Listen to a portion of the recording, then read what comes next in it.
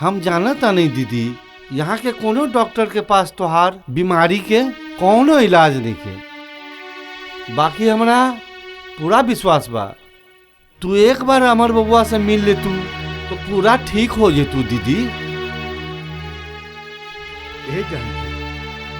अरे तोहर तबीयत कैसन बा? रउआ दीदिया के तबीयत के बारे में न पूछी, यह अच्छा हुई। तू ऐसन काहे बोला तारा? और का बोली, राउर जीत के आगे या तो हमार दीदिया बलि चढ़ी ना तो हमार बबुआ। नहीं ठीक कहा था, हटाएं सब। जब राउर बेटा राउर नजर में दुश्मन बन गई तो हम जी के का करम? पहुना एगो जीत के आगे पूरा कौरव खानदान के नाश हो गई। अरे तो हम का करी रे, का करी? हम एगो मकड़ी के जाल बनौले रही, ऐसे ओ जाल में घर परिवार दुनिया जहान ये सब सुरक्षित रहे। बाकी वो जाल में हम खुद फंस गई नहीं रे। बाकी वो जाल हमरा खातिर जंजाल बन गई रे, जंजाल बन गई रे। उजाल तो रउए के काटे के पड़ी पहुना। इंसान अपने से ना अपन औलाद से हार जाला रे, हार जाला। तू ठीक कर पड़े, इंसान दूसरा से ना अरे अपने से हार जाला रे, हार जाला। तू काल चले के तैयारी कर कि हम फिर से अब इतिहास ना दोहरावे दे, फिर से वो इतिहास ना दोहरावे दे, ना दोहरावे दे।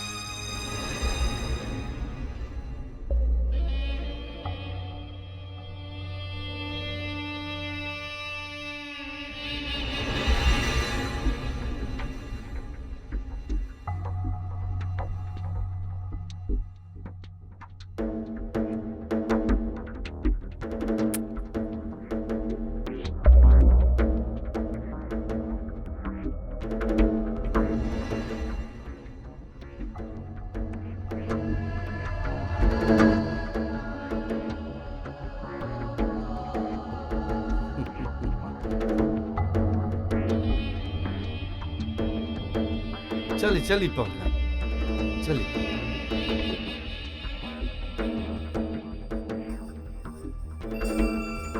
हमार बबुआ जुलुम हो गई। अरे बाहर हो तड़ा का भइल? दीदी और पौना तोरा से मिले खातिर जाते रहले और थाना से फोन आयल, उनका गाड़ी रास्ते में ब्लास्ट हो गई। का खतरा मामा, हम अभी और पानी, अभी और पानी मामा, अभी और पानी। काम करो, तू आबा, हम हो पहुंचा तानी। ठीक है मामा, हम अभी और पानी। ठीक है, तू चिंता मत कर। ठीक है, ठीक है, ठीक है, ठीक है। अरे बेटा, अब तू ब्याह शादी कर ला। ई घर में एगो पतोह के बहुत जरूरत बा। तू रह दे माई, समय आए तो सब हो जाए। दीदी, दीदी बाबूजी कागज दिले हूँ। अच्छा बैठा। कैसन कागज बा?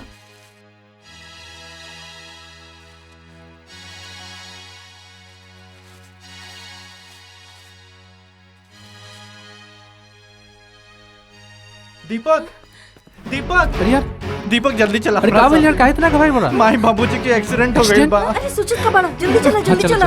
जल्दी चला दीपक, तू ऐसे रुको। जल्दी ए करा। बबली, तू घरे रहा। आओ बेटा, ड्राइवर जल्दी चला। चला, चिंता मत कर, जल्दी चला। सब ठीक हो जाए यार।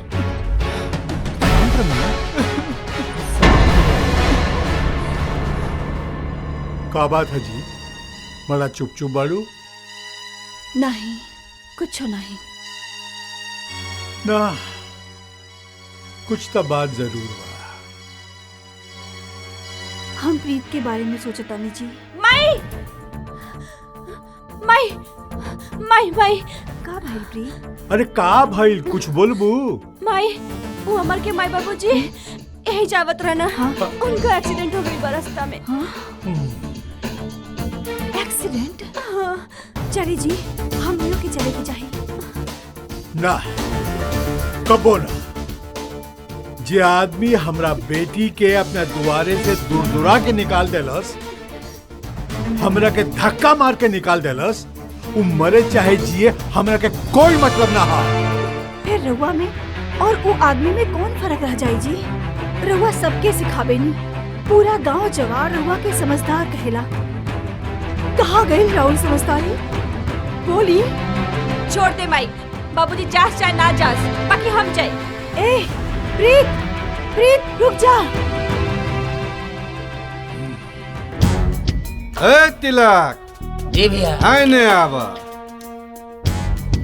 जी भैया।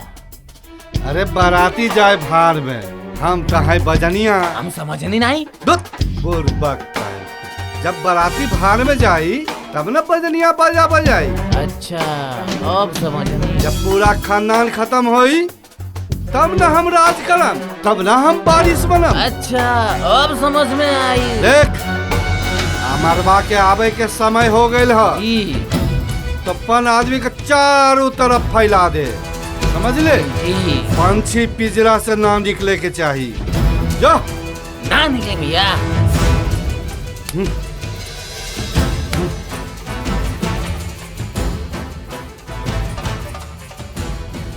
भगिना, प्यारा भगिना, आज तोहार भी राम नाम सत्य होइबे करी।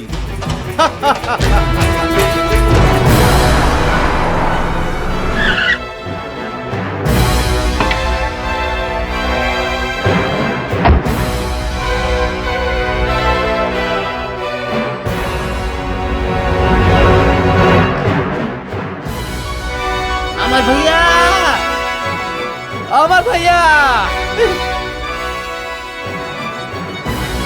कन्हैया, कन्हैया का भइल तोके? कन्हैया का भइल बोला? अमर भैया, नन्हे मामा मालिक और मलकिनी के बम से उड़ा दिल और सारा जमीन के अपना नामे करा ले बड़े। उनका के जिंदा मत छोड़िया भैया। ना कन्हैया ना, तोके कुछो नहीं कन्हैया, कुछो नहीं कन्हैया। कन्हैया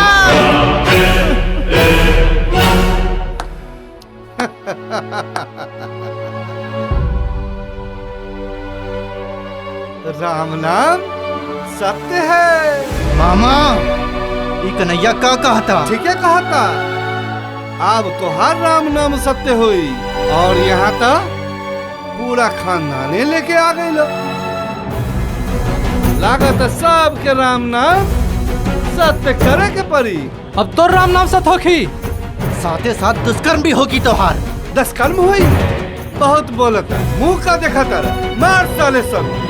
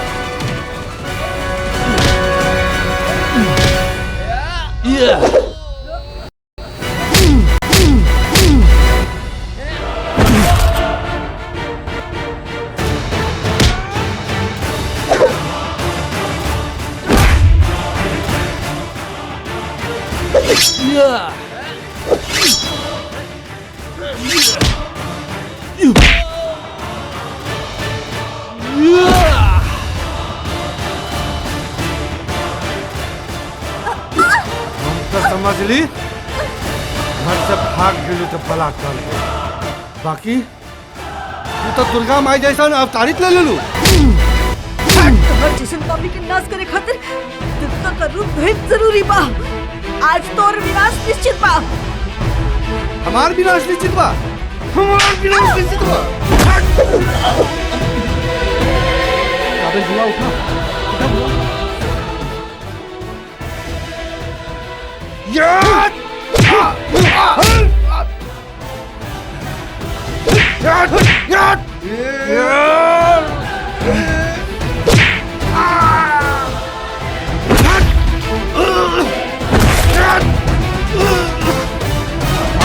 जिंदा न छोड़ब।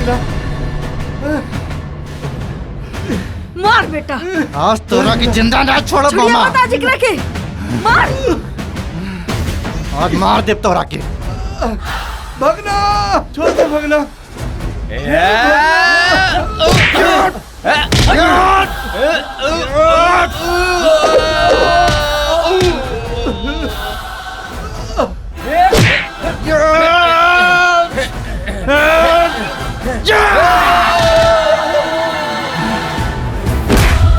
आज तोरा के मार देब हम।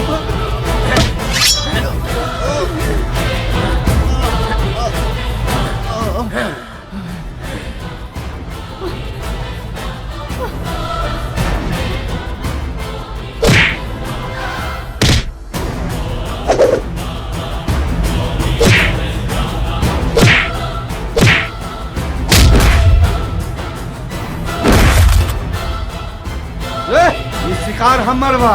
चाकू हमरा और फेंक। एकर राम नाम सत हम करब।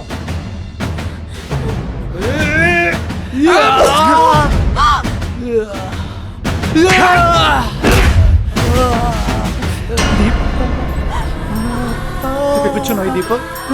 तुके कुछ नहीं दीप। ना ना दीप। तुके कुछ ना। ना ना दीप ना। ले मत। सही के मत छोड़। ले मार डालो पापी के। मार डाल। दीपक। मामा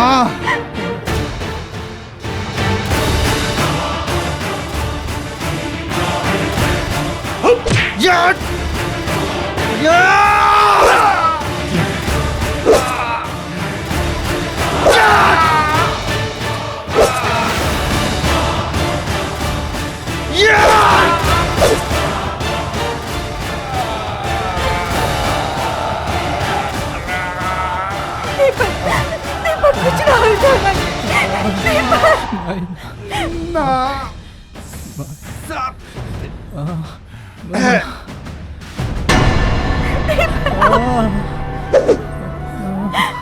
प्रीत दीपक दीपक दीपक मुन्ना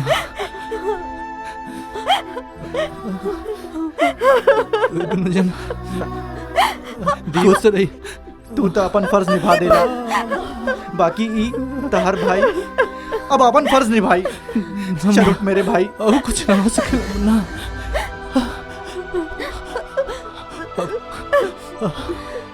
चल उठ। आज वो होई कि पूरा दुनिया देखी। आज हम देखी कि ऊपर वाला हमनी दोनों भाई के कैसे जुदा करा था। चल मेरे भाई चल उठ। चल मेरे भाई ठीक से चल चल मेरे भाई चल। दीपक अब तक तहार तबीयत ठीक हो गई बा। चला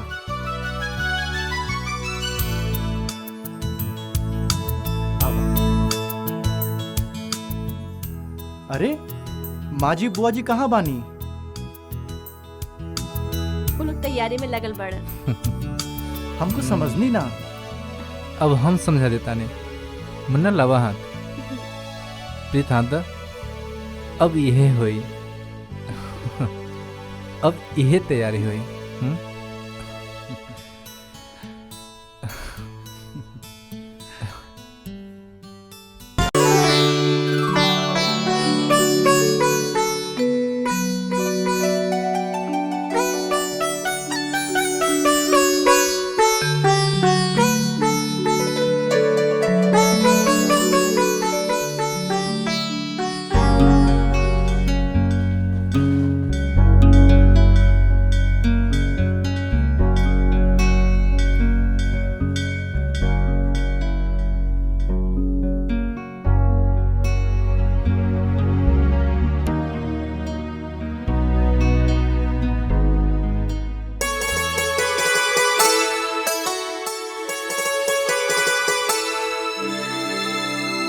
ए जानकी तनी और दी तना। ना रवा ज्यादा ना खाए के, शुगर बानू नुकसान करी।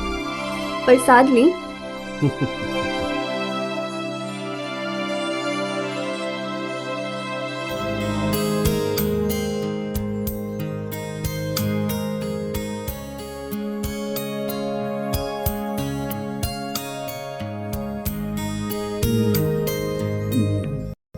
नन्हे जी पहुना तनी पता करा कि आपन अमर कहाँ तक पहुँचल बा। एमे पता करे के का बात बा, ड्राइवर के भेज देनी है। अच्छा अच्छा हमार अमर आवत हुई है। हाँ ठीक बा।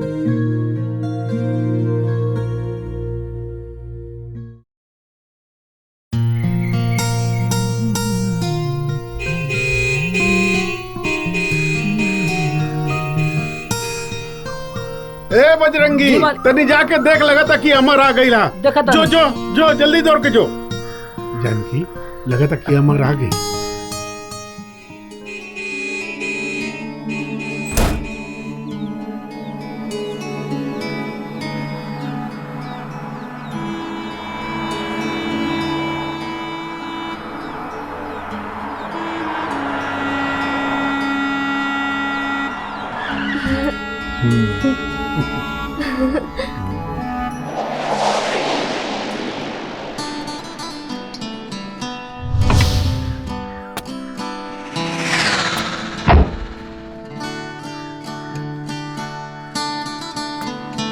प्रणाम माई।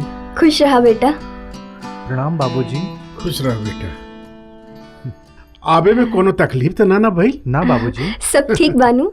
सब ठीक बा। हमार भगना आ गईला। अरे प्रणाम अरे मामा। भगना ई का करत रह? भगना से पैर छुआए हमरा नरकों में जगह मिली का? अरे का मामा, कितना बार समझवाने की नरक स्वर सब एजे बा, जैसन कर्म करबा सब एजे होगे के पड़ी। तू तो डॉक्टर बन के आ गई बबुआ, बाकी है ये अनपढ़ गवार। ये सब छोड़ा, चल अंदर चला। ये दोनों के दिन भर यही काम बा। जब तक दोनों ना लड़ ले इनकर पेट के पानी ना पचेला। बेटा अमर जी तू आराम करा, रात में फिर तोहरा से बात हो। ठीक बा बाबूजी। चला।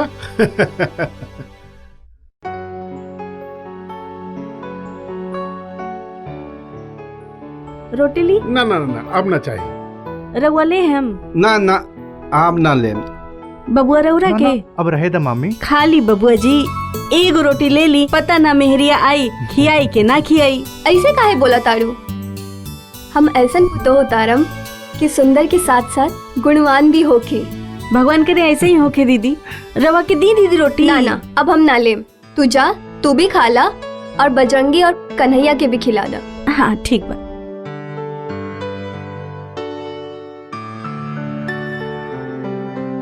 बेटा जी बाबूजी। हम सोचता नहीं कि तू शहर में ही क्लिनिक खोल के और अपन प्रैक्टिस शुरू कर दा।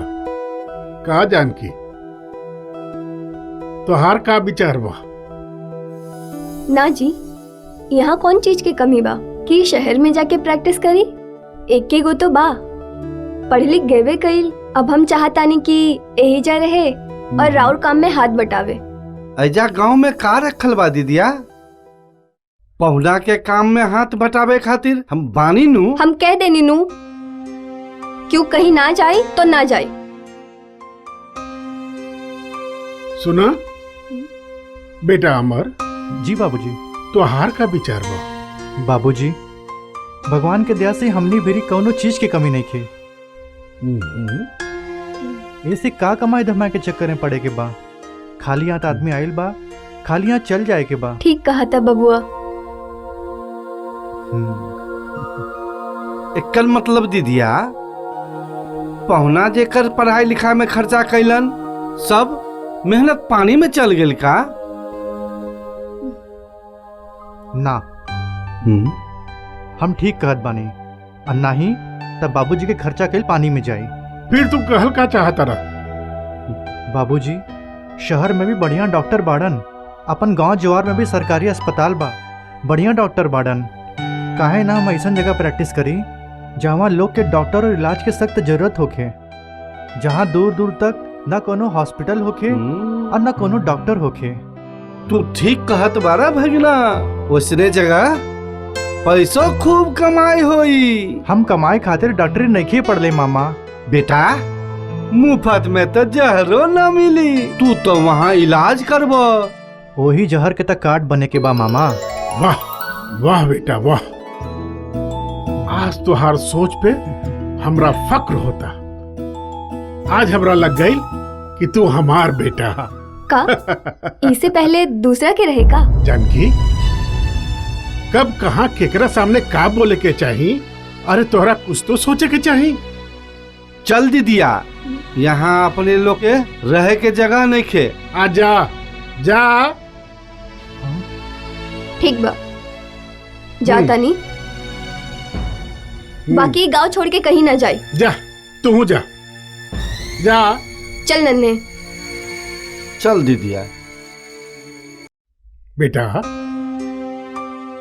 तू पता कैले बड़ा कि ऐसा जगह कहाँ बा? हाँ, कुछ गांव कैमूर पहाड़ी के पेट में बसल बा, जहाँ दूर दूर तक ना कोनो हॉस्पिटल बा और ना कोनो डॉक्टर। ओइजा एगो गांव चंदनपुर है। ओ गांव के मुखिया से भी बात कर चुकल बानी।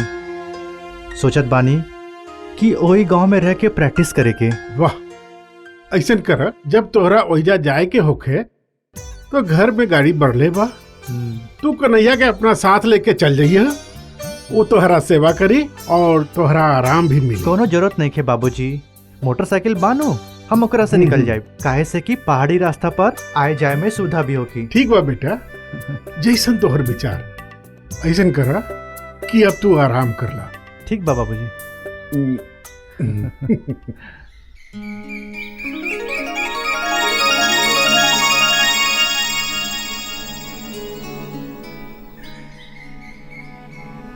तू हम सुधर जा। तो सुधार दा। कलाई छोड़ा। अरे तो हमनी के अभी ब्याह भी नहीं के भइल और तू हाथ छुड़ावे लगलू। सपना मत देखा, काहे के हमार राजकुमार थोर जैसा सर फिरा ना होइल। तो तू एगो बात जान ल, जे दिन सिर फिरा के सिर फिर गइलू तो घर से उठा के सीधे सुहाग रात मना ले। हाथ छोड़। चल लफंगा। प्रीत, एक दिन तहरा दिल में अपन प्यार के आग ना लगा देनी तो फिर हमार नाम दीपक ना।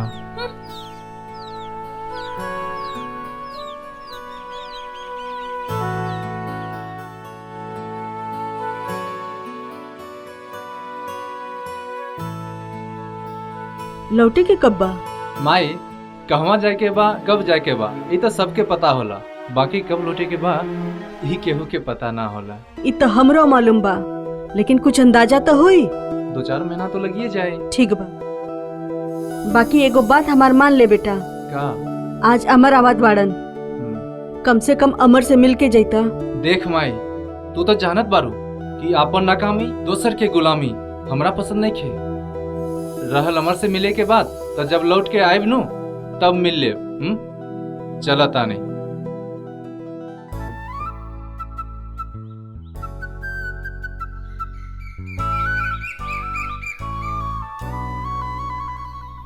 अच्छा मैं चला तानी। खुश रहा, अपन ध्यान रखिया।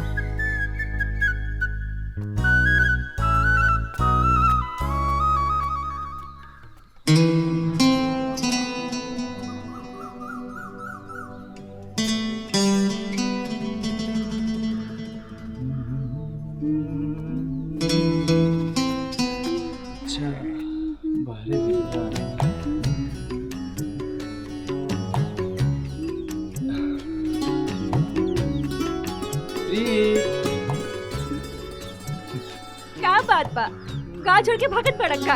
चल, कम से कम गाँव तो शांत रही। अरे तू ऐसे काहे बोले लू? तो क्या करी, चुम्मा ली। तो ले ला ना, जतरा बन जाए। जहाँ जाता ना बबुआ ना, चुपचाप जा, न तो जतरा बनी ना बिगड़ जाई। जाए के तो जेबे करब, बाकी इतना याद रखिया कि तू हमार हो और ही हमार दिल तहार है। अगर तहरा हमरा बीच में केहू भी आइल ना तो सोच लिया, काहे कि अपन नाकामी आ दोसर के गुलामी हमरा पसंद नहीं खे। चला तानी।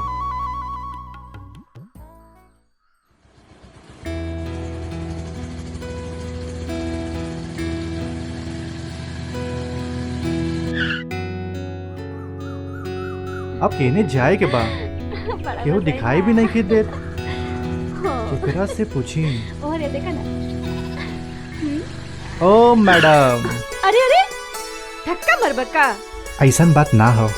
तका चोर छिना रो बक्का जन हमर पीछा करो तड़ा। देखा हमें दोनों में कौनो ना है। त के हवा हम तो एगो बटोई है।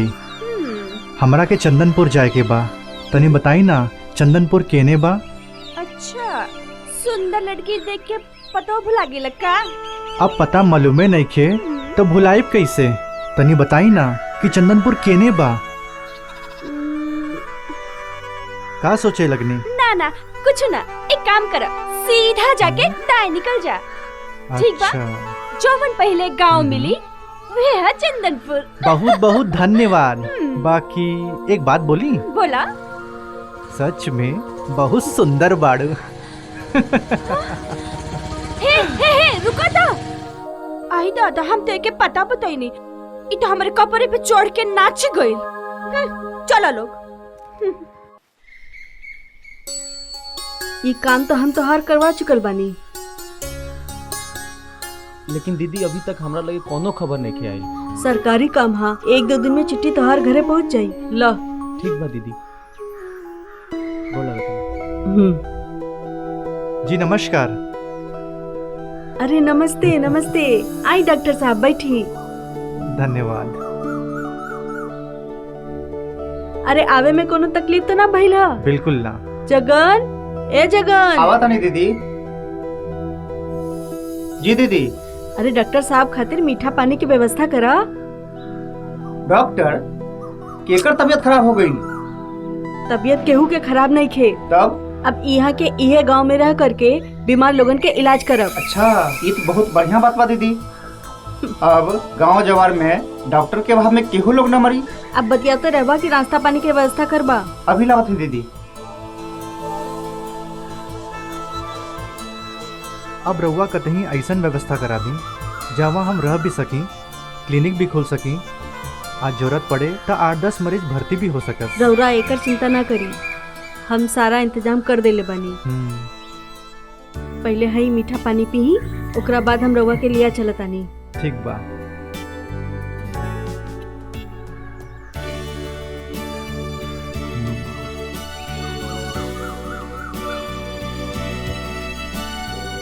चली चली। चारों तरफ हरियाली बा, गांव तो काफी सुंदर बा। हाँ, पर एक चीज के गांव में कमी रहे, वो रउआ के आवे से पूरा हो गई। डॉक्टर साहब हमार नाम अमर है। जाना तानी। रउआ नाम से बुलाए तो अच्छा लगे। ठीक बा अमर बाबू। सिर्फ अमर, पर एक शर्त पर। का? सारे गांव के लोग हमके दीदी कहेला, रउआ हमके बुआ कहब तब। ठीक बा।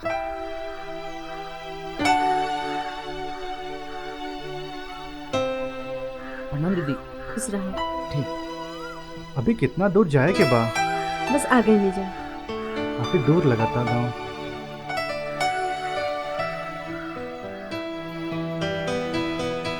जगन दरवाजा खोला। बुआ, ए गांव के सब लोग रउआ के दीदी काहे कहेला? अरे समय आवेदा सब जान जाइबा। ला ई रहल तोहर हॉस्पिटल। चला।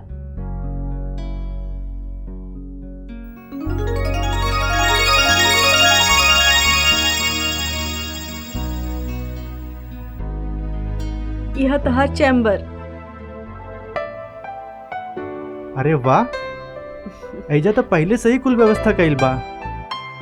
का बात बा। आवा चला तरह के रहे के कमरा दिखा। चला।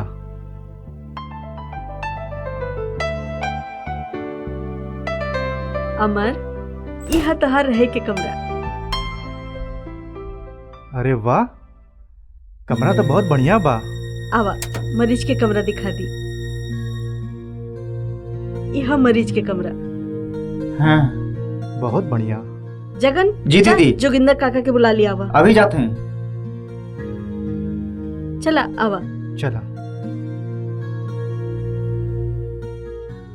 जोगिंदर काका। हाँ? अरे जगन आवा आवा। ओ काका का बात है? दीदी बुलावा तारी।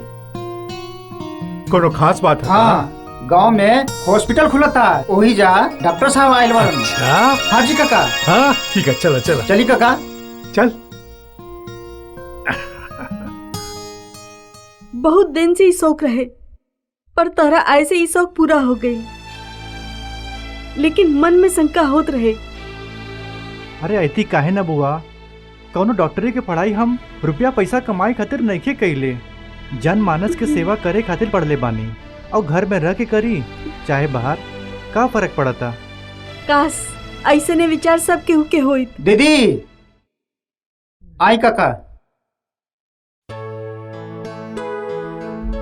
अरे प्रणाम काका। प्रणाम प्रणाम। आवा बेटा। बेटा। काका ये हमें डॉक्टर अमर सिंह। प्रणाम। प्रणाम। आज से ही एजा रह करके गांव जवार में बीमार लोगन के इलाज करी है।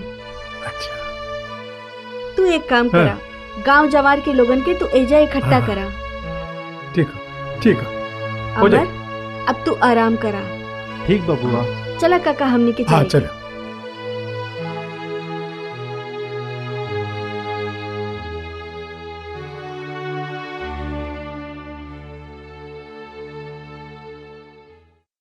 बहुत खुशी के बात बा, हमने की जो समस्या रहे आज वो समस्या खत्म हो गई। ई हवन डॉक्टर अमर बाबू, ई अब यही गांव में रह करके गांव जवार में बीमार लोगन के इलाज मुफ्त में करेंगे।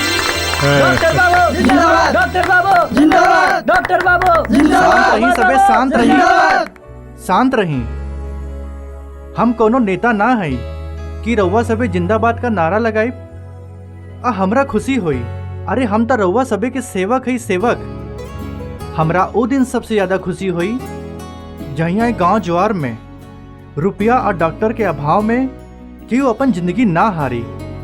बस एक बात कहब, दिन होखे चाहे रात, मन में बिना संकोच के रउआ सबे हमरा भिरी आ सकीला। हमार हॉस्पिटल रउआ सबे खातिर 24 घंटा खुलल रही। डॉक्टर बाबू जिंदाबाद, डॉक्टर बाबू जिंदाबाद, डॉक्टर बाबू जिंदाबाद, अमर बाबू जिंदाबाद, अमर बाबू जिंदाबाद।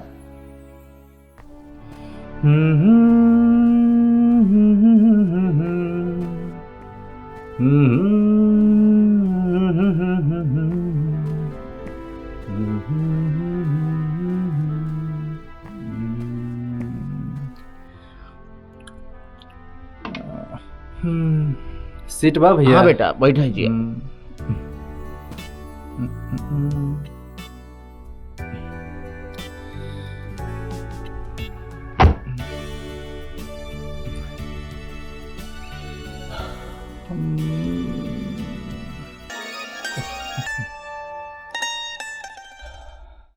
का भइल? बुखार लगल बा। कब से? परसों से।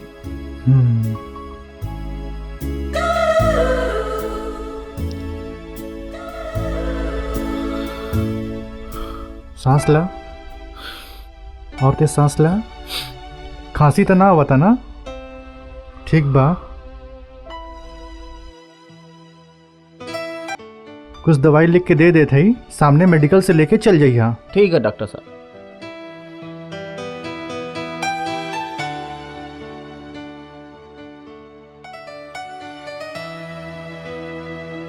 ला है, अब जा।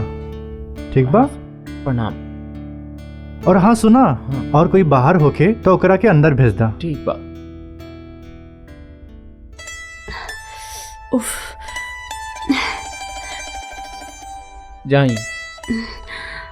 उफ, हे भगवान, हे भगवान बचा लिया।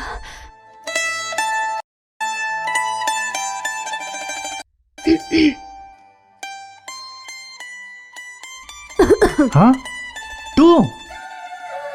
हाँ हम। का बात बा? बड़ी बेचैनी होता। आवा बैठा, चेक करके दवाई दे देते हैं। ये बेचैनी दवाई से ना जाए। तब कैसे जाई? ये वो बेचैनी ना हो डॉक्टर साहब। तब कैसन बेचैनी हो?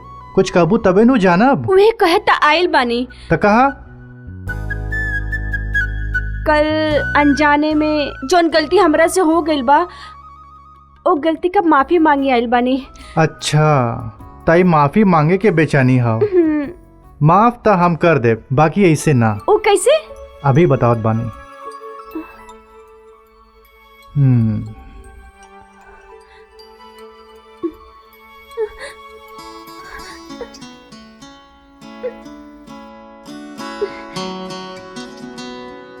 ई वादा करा कि आज के बाद ऐसन गलती केहू संगे कबहू न करबू।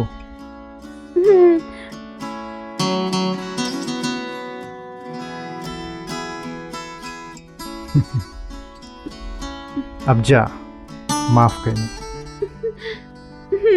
ठीक बा। भगवान। पागल।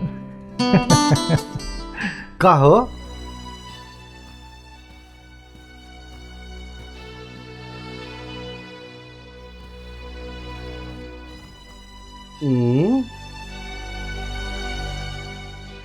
का हो? का बात बा? ई कोप भवन में काहे बैठल बारू? काहे गुस्सात बारू? एक तू ही तो है जेकरा से हम डरानी, बाकी सबके तो हम ई पर रखेला। ई पर बाकी लोगन के ना, तू हमरो के इहे पे रखे बड़ा। इहे पे ई का कहता रू? गांव से बोल के ले आयल रहला कि चला तरह के महारानी बना के रख, एजा नौकरानी बना के रख ले बड़ा। अब हमरा से ई सब ना सहाई। अब कुछ करा न तो हमरा के माई के घर पहुंचा दा। पागल हो का? पागल हम ना है, पागल तो तू हवा। तू जल्दी के काम शैतान के होखेला, समझ लो। कुछ दिन और सब्र करा, बाद बाकी ई धन दौलत जितना है सब तोहरे होई। जे दिने में तू सपना देखा तारा, जौन पेड़ में दिमक लग जाला वो पेड़ ज्यादा दिन तक ना टिक सकेला, और वो दिमक है हम नन्हे सिंह, जेकरा इजाजत के बगैर एक पत्ता भी ना हिल सकेला, समझ लो। सुना, हमनी दोनों और संपत्ति के बीच में एक ही रुकावट बा, वह हमार। खैर, हम ऐसन बारिश लाइम की वो हमारे बा कहाँ दह के चल जाए पता भी न चले। मामा जी। का बात है बजरंगी? मामा जी, बड़े मालिक बुलावत आनी। तू चला, हम आवत आनी। ठीक बा। शांत रहा, समय के इंतजार करा, बुझलू। सब ठीक हो जाई, सब ठीक। हम आवत तानी, ऊ पहुना याद करे तानी।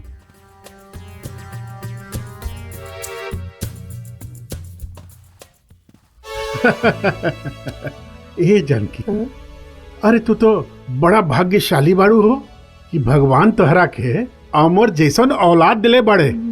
बाकी आजकल के औलाद तो अपन माई बाप के जियते जी ओकर खून पियता, मुअला के बाद ओकर सब धन संपत्ति अयासी में झोंक देला।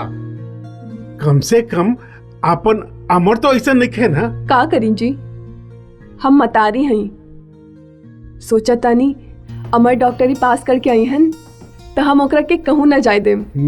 यही कहम जे करे कहा गांव में रह के करा, बाकी हमार सपना सपने रह गए। तू चिंता मत कर, तोहर सब सपना पूरा हो जाए। पहुना ठीक है कहत बारा दीदी। ए नन्हे जी पहुना, सुननी है कि आजकल मजदूर भट्ठा पर काम करे से मना कर देले बा। रवा ठीक है सुननी है, उ ललुआ के सब कमाल है। ठीक बा, हम आवत हैं। चलो चल नन्हे, आवा।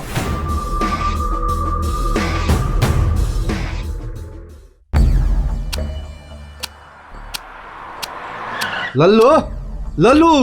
जी मालिक। प्रणाम मालिक। बड़े मालिक से बात करा। प्रणाम बड़े मालिक। रउआ काहे कष्ट कैनी, हमरा के बुला लेती तो हम खुद चलती। अरे ललुआ, एकरा से बड़ कष्ट तू हमरा के और का देबे। तू का चाहता रे कि हमर 5 चिमनी भट्टा बंद हो जाए? नहीं मालिक, हम ऐसा कबो ना चाहे। तो बाकी मजदूरन के तो तू ही मना कैले। ए ललुआ, जी मालिक। हमार चिमनी भट्टा पर कितना मजदूरन सब काम करेलन? 300 के करीब मालिक। तो 300 का पगार तू देवे? क्या बोला तानी मालिक? नेता बनल छोड़ दे, कल से आजो काम पे। ठीक बा मालिक, हम तो चल आए मालिक, लेकिन रउआ के तो कुछ मजदूरी बढ़ावे के पड़ी। कितना मजदूरी बढ़ावे के पड़ी? 500 के 1000 मालिक। पगला गए का? 500 रुपया मजदूरी बढ़ा देम तो हमरी के ईटा का रेट में बिकी बता तू ही। देख खरीदी हमारी ईटा 500 के 1000। नन्हे सही कहा था, तोहनी सबके 200 रुपया पगार बढ़ा दे, बुझले? कल से काम पे आ जाओ। ठीक बा मालिक, कल से हम कोशिश करब। कल से आ जाइए काम पर। चल करिया।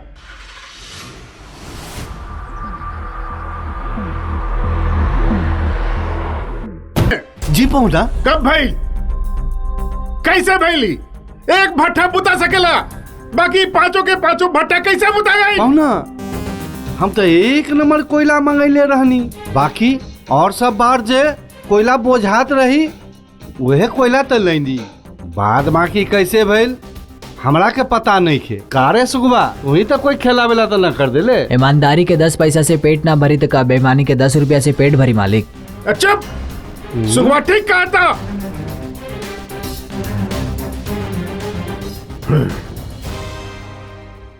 हाँ नमस्कार मनोहर बाबू।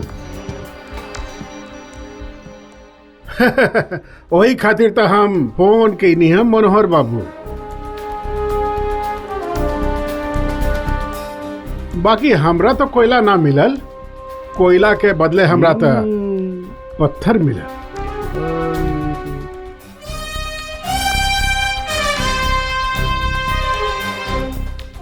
बाकी हम कैसे मान ली? हमरा तो ये 5 के 5 भट्टा बुता गई। अरे विश्वास रहे।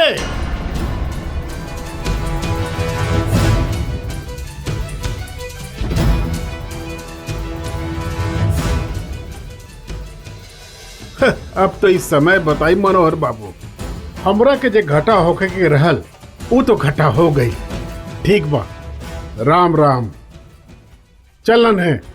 वह चिंता न करी, एकरा में के खेला वेला कैले बा हम पता लगा के पता लगा के बताओ हमरा, जल्दी पता लगाओ। प्रणाम मालिक। ए ललुआ। जी मालिक।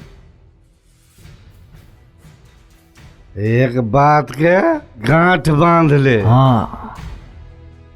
देख लल्लू, हमनी दोनों के बीच से ये मजदूरी बढ़ावे के बाद केहू के बीच न हो के चाहिए। बाकी कुछ न कुछ तो मजदूरी बढ़ावे के पड़ी मालिक।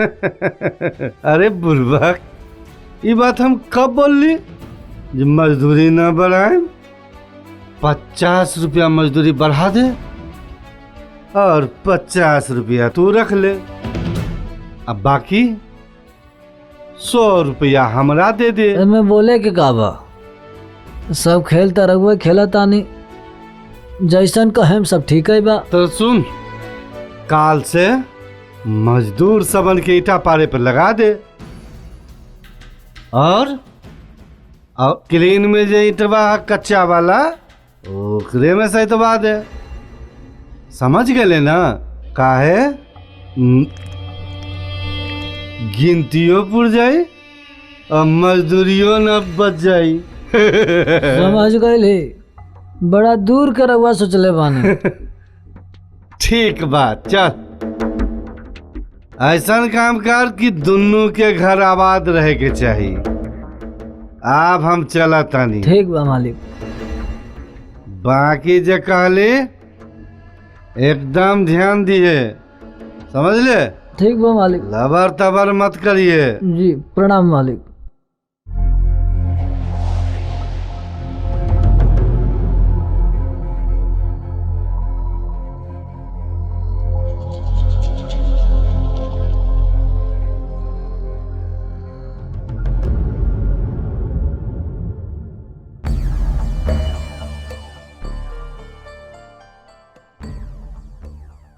ए जी का बात बा? अरे ना कुछो ना। रवा जब से भाटा पर से लौटनी हाँ तब से उदास चुपचाप का सोचता नहीं। देखा जानकी, केहू हमार दुश्मन हो गई हा, जे हमरा के बर्बाद करे के चाहता। के हाउ उज्जे केहू होई ओकर पाप की घड़ा जरूर फूटी और वो सामने आ जाए। हाँ रवा चिंता ना करी। हाँ जानकी। दीदी अमर बबुआ का फोन आल बा। रवा दा। हेलो हेलो, गोड़ लगा तनी माई। खुश रहा बबुआ। का हाल बा? ठीक से बाड़ा ना? तोहरा कोनो चीज के दिक्कत तो नहीं खे नू? माई हमरो के कुछ बोले देबू तब न कुछ कहब। कहा बोला बबुआ। हम एकदम बढ़िया से बानी, हमरा कोनो चीज के तकलीफ नहीं खे। तू ठीक ठाक बाड़ू नू? हम हो ठीक है बानी बेटा, बस तोहरा के देखे के बहुत मन करा था। जैसे ही फुर्सत मिली तो हम जरूर आइब। बाकी बाबूजी की का हाल बा? ओहो ठीक है बानी। बाकी बबुआ द हमरा। हाँ बेटा, बाकी ठीक बा। प्रणाम बाबूजी। हाँ खुश रह खुश रह। और सब काम धाम? राउर आशीर्वाद से सब कुछ बहुत बढ़िया चलत बा। अरे बेटा मौका मिले तो यही जो आ जाइल करा। माई बाबूजी के बड़ा मिले के मन करा था। जरूर है बाबूजी। अच्छा बाबूजी रखत बानी। ठीक बा रखा, बाकी अपन ख्याल रखी है। प्रणाम बाबूजी। हाँ ठीक बा, खुश रहा बेटा।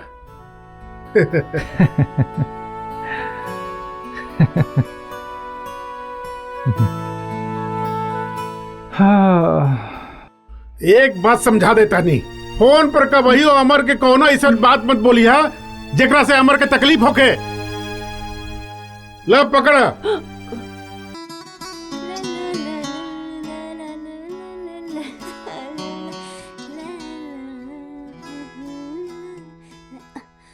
कहाँ जात बाड़ू? आव तनी सखी के लगे से। देखा प्रीत, अब तू बच्चा नहीं खो, बड़ हो गइल बाड़ू। अब ऐसे तोरा के दिन भर धमाल चौकड़ी मचावल ठीक नहीं खे। एगो बात बताओ बाबूजी, हम तोहरा से बड़ा हो गइल बनी का? अभी तक ले तो नहीं खे। तब तो हम बच्चे नु बनी। बोले ना बाबूजी। अरे अरे काम कर बोली ना बड़ी, रहुआ। छोड़ ना पिराता। ना ना पहले बोली ना। ओ पिराता। अच्छा हाँ हाँ, बच्चा लोग का करेला? खेलेला कूदेला। हम चाहते नहीं। बाल बच्चा कितनो बड़ा हो जाए, मतारी बाप के सामने बच्चे रहेला।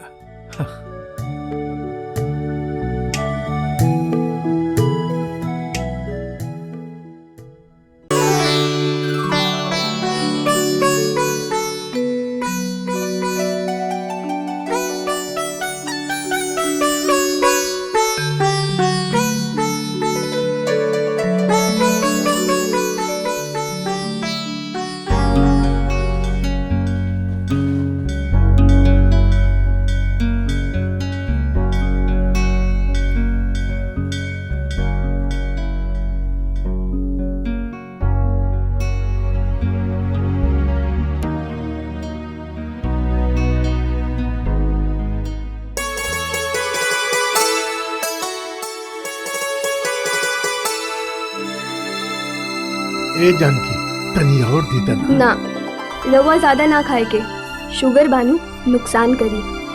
प्रसाद ली।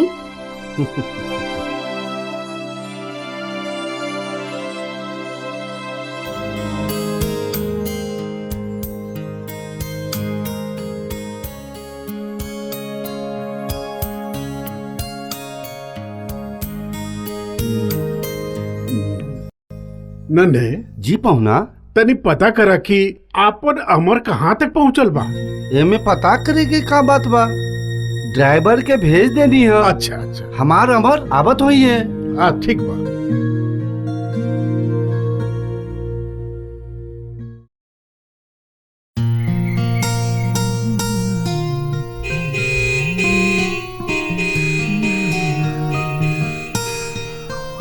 ए बजरंगी, तनी जाके देख लगा था कि अमर आ गई। जो जो जो जल्दी दौड़ के जो। जानकी लगा था कि अमर आ गई।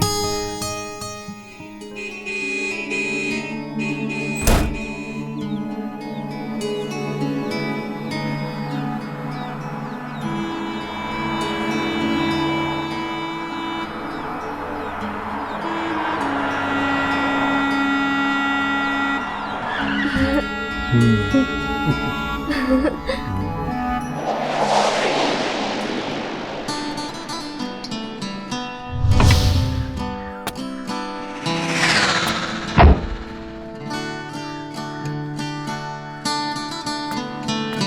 माई। खुश रहा बेटा। प्रणाम बाबूजी। खुश रह बेटा। आबे में कोनो तकलीफ तो ना भाई? ना बाबूजी। सब ठीक बानू? सब ठीक बा। हमार भगना आ गईला। अरे प्रणाम अरे मामा। भगना ई का करत रह? भगना से पैर छुआए हमरा नरकों में जगह मिली का? अरे का मामा, कितना बार समझवाने की नरक स्वर्ग सब एजे बा, जैसन कर्म करबा सब एजे भोगे के पड़ी। तू तो डॉक्टर बन के आ गई बबुआ, बाकी है अनपढ़ गवार। ये सब छोड़ा, चल अंदर चला। ये दोनों के दिन भर इहे काम बा। जब तक दोनों ना लड़ ले इनकर पेट के पानी ना पचेला। बेटा अमर जी, तू आराम करा, रात में फिर तोहरा से बात हो। ठीक बा बाबूजी। ठीक बा?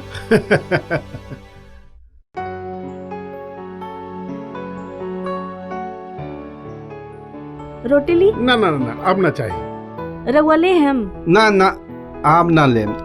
बबुआ रउरा ना, के ना, अब रहे द मामी। खाली बबुआ जी एगो रोटी ले ली, पता ना मेहरिया आई खियाई के ना खियाई। ऐसे काहे बोला तारू?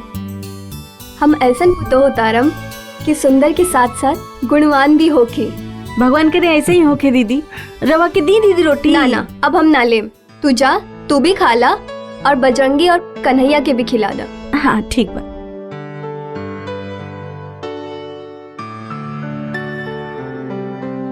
बेटा। जी बाबूजी।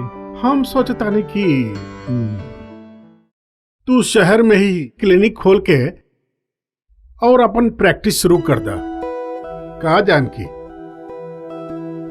तोहार का विचार बा? ना जी, यहाँ कौन चीज की कमी बा कि शहर में जाके प्रैक्टिस करी? एक के गो तो बा, पढ़ लिख गए कईल। अब हम चाहतानी कि यही जा रहे और राउर काम में हाथ बटावे। ऐजा गांव में का रखल बा दीदिया? पहुना के काम में हाथ बटावे खातिर हम बानी नू। हम कह देनी नू, क्यों कहीं ना जाए तो ना जाए। सुना बेटा अमर। जी बाबूजी। तोहार का विचार बा? बाबूजी, भगवान के दया से हमनी भेरी कौनो चीज की कमी नहीं खे। ऐसे का कमाई धमाई के चक्कर में पड़े के बा। खाली हाथ आदमी आयल बा, खाली हाथ चल जाए के बा। ठीक कहा था बबुआ। एकर मतलब दीदिया पहुना जेकर पढ़ाई लिखाई में खर्चा कैलन सब मेहनत पानी में चल गेल का? ना, हम ठीक कहत बानी। और ना ही तब बाबूजी के खर्चा कैल पानी में जाए। फिर तू कहल का चाहता रहा? बाबूजी, शहर में भी बढ़िया डॉक्टर बाड़न, अपन गांव जवार में भी सरकारी अस्पताल बा, बढ़िया डॉक्टर बाड़न। काहे ना हम ऐसा जगह प्रैक्टिस करी जहाँ लोग के डॉक्टर और इलाज के सख्त जरूरत होखे, जहाँ दूर दूर तक न कोनो हॉस्पिटल होखे और न कोनो डॉक्टर होखे। तू ठीक कहत बारा भगना, उसने जगह पैसों खूब कमाई होई। हम कमाई खातिर डॉक्टरी नहीं पढ़ले मामा। बेटा मुफ्त में तो जहरो न मिली, तू तो वहाँ इलाज करब। वही जहर के तक काट बने के बा मामा। वाह वाह बेटा वाह, आज तुहार सोच पे हमरा फक्र होता। आज हमरा लग गई कि तू हमार बेटा का? इससे पहले दूसरा के रहेगा? जानकी, कब कहाँ केकरा सामने का बोले के चाहिए? अरे तोहरा कुछ तो सोचे के चाहिए। चल दीदिया, यहाँ अपने लोग के रहे के जगह नहीं खे। आ जा जा। ठीक बा, जाता नहीं। बाकी गांव छोड़ के कहीं ना जाए। जा, तू जा जा। चल नन्हे। चल दीदिया। बेटा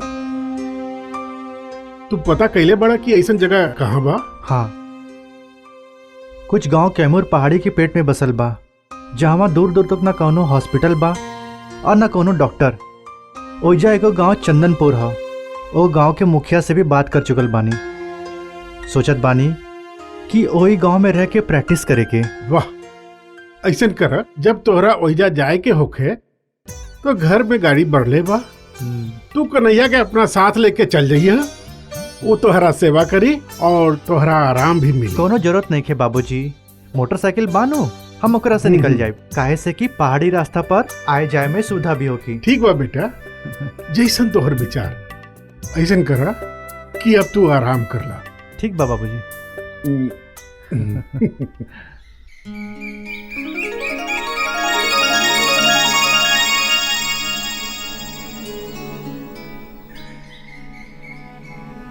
तू हम सुधर जा। तो सुधार दा। कलाई छोड़ा। अरे तो हमनी के अभी ब्याह भी नहीं के भइल और तू हाथ छुड़ावे लगलू। सपना मत देखा, काहे के हमार राजकुमार थोर जैसा सर फिरा ना होइल। तो तू एगो बात जान ल, जे दिन सिर फिरा के सिर फिर गइलू तो घर से उठा के सीधे सुहाग रात मना ले। हाथ छोड़, चल लफंगा। प्रीत, एक दिन तहरा दिल में अपन प्यार के आग ना लगा देनी तो फिर हमार नाम दीपक ना।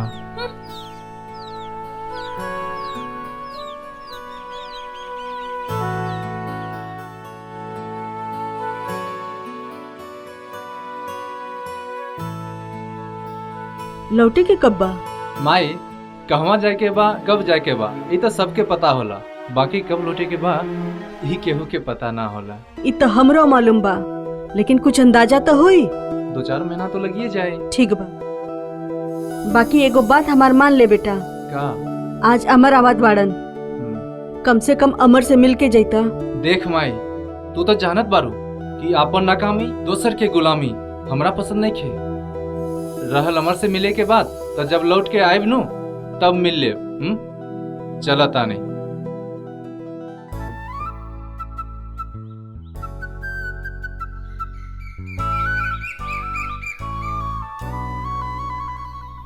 अच्छा मैं चला तानी। खुश रहा, अपन ध्यान रखिया।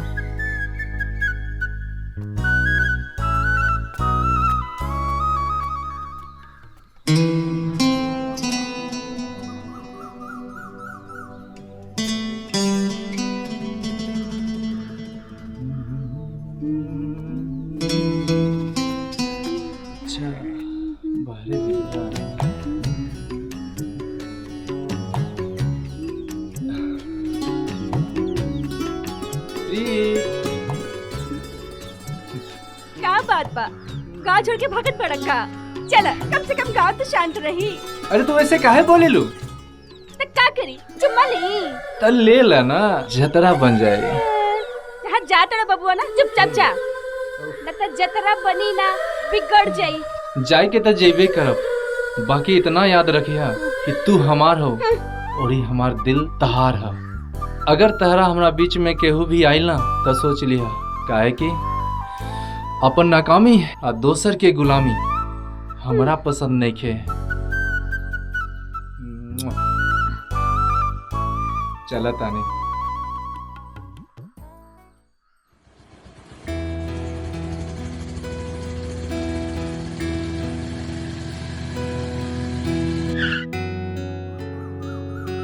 अब कहने जाए के बा, केहू दिखाई भी नहीं के देत। एकरा से पूछी। और ये देखा ना। ओ मैडम। अरे अरे, धक्का मर बक्का। ऐसन बात ना हो। तका चोर छिना रो बक्का, जन हमार पीछा करता ना। देखा, हमें दोनों में कौनो ना है। तक के हवा? हम तो एगो बटोई है। हमरा के चंदनपुर जाए के बा, तनी बताई ना चंदनपुर केने बा? अच्छा, सुंदर लड़की देख के पतो भुला गेल का? अब पता मालूमे नहीं खे तो भुलाइब कैसे? तनी बताई ना कि चंदनपुर केने बा?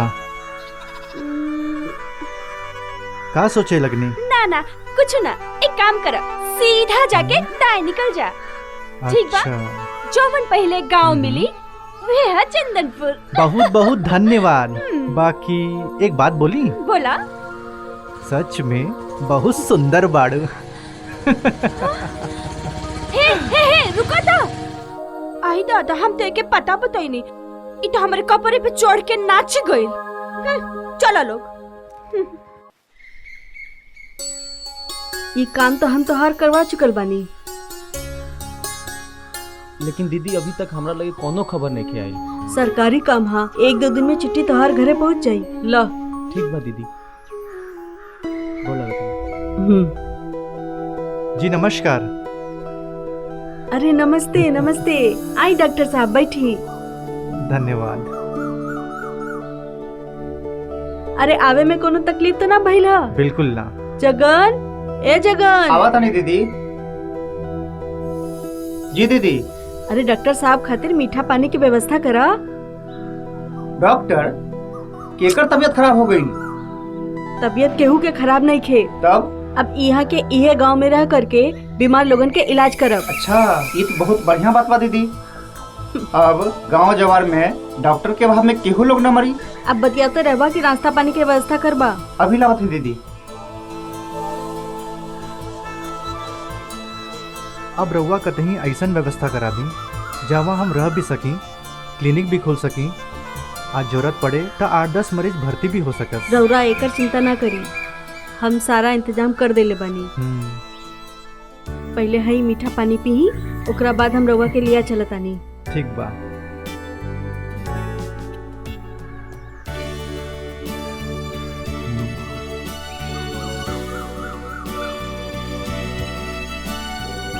चली चली।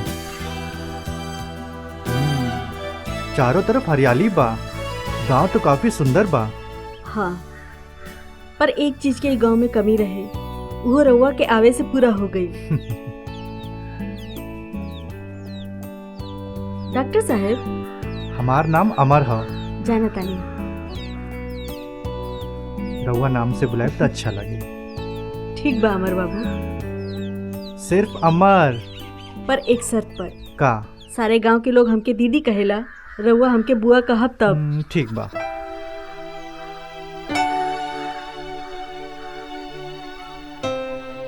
प्रणाम दीदी। खुश रहो। ठीक। अभी कितना दूर जाए के बा? बस आ गई जा। काफी दूर लगाता गाँव।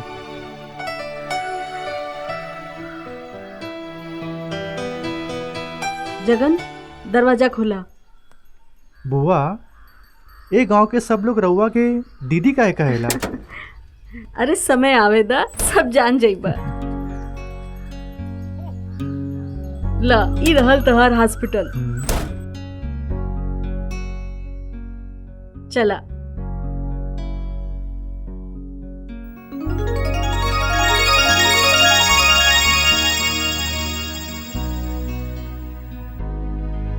यह तोहर चैम्बर। अरे वाह, ऐजा तो पहले से ही कुल व्यवस्था कइल बा। का बात बा। आवा, चला तरह के रहे के कमरा दिखा। चला।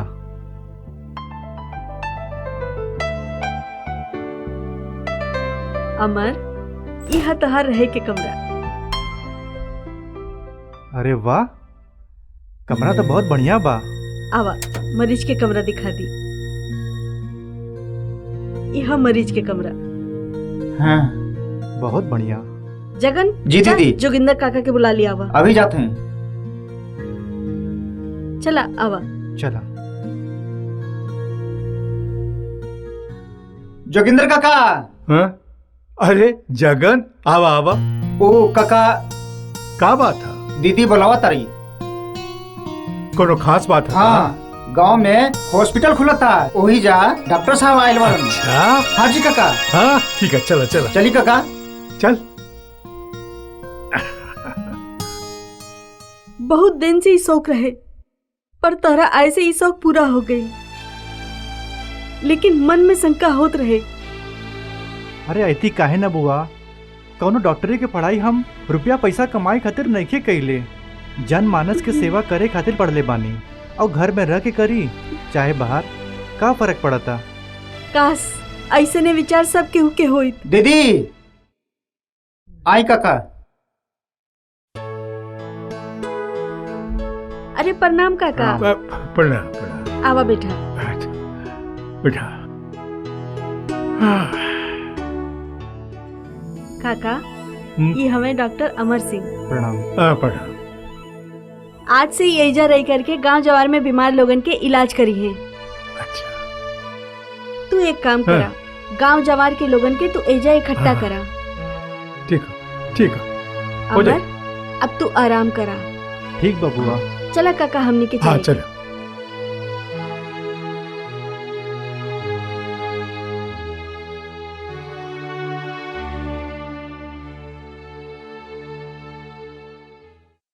बहुत खुशी के बात बा, हमनी की जोन समस्या रहे आज वो समस्या खत्म हो गई।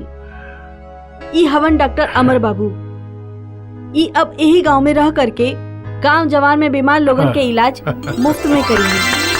डॉक्टर बाबू जिंदाबाद, डॉक्टर बाबू जिंदाबाद, डॉक्टर बाबू शांत रही, सबे शांत रही, शांत रही। हम कोनो नेता ना हई कि रउआ सबे जिंदाबाद का नारा लगाई आ हमरा खुशी होई। अरे हम तो रउआ सबे के सेवक हई, सेवक।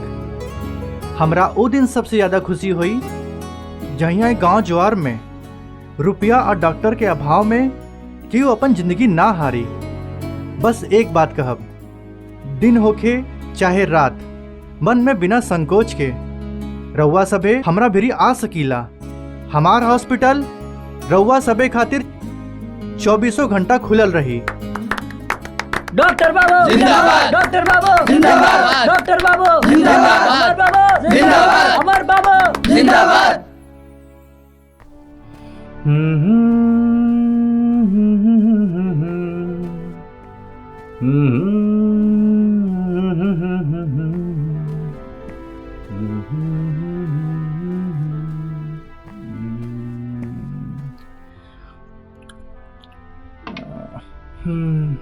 सीट बा भैया? हाँ बेटा बैठा जी।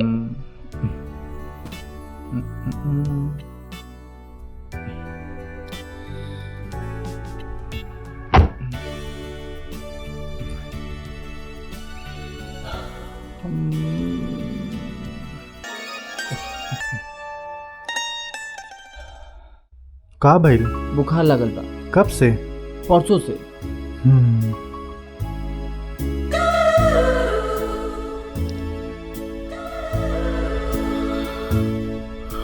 सांस ला और ते सांस ला।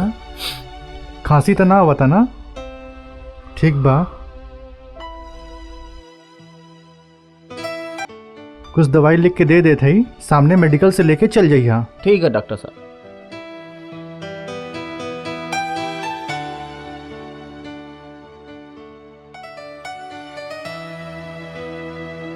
ला है, अब जा।